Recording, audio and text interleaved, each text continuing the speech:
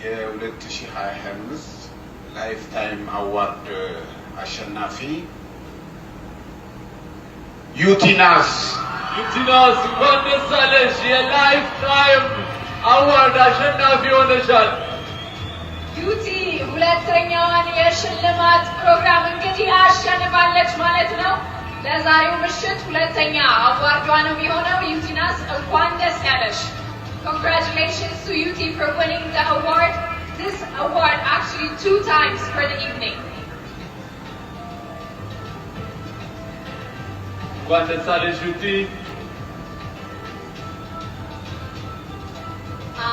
ተመልሼ መጣሁ። ምንም ያህል በጣም ደካማ በሆነ እምነቴ ላይ አላህን ሳላመሰግነው ውዬ አድሬ አላውቅምና አልሐምዱሊላህ ረቢል ዓለሚን። ይሄ ሽልማት ወይዘር ቀልድ አይደለም። 5 ዓመት ሳይፈርሹ መቀመጥ በጣም ከባድ ነገር ነውና በጣም ነው ማመሰግናችሁ።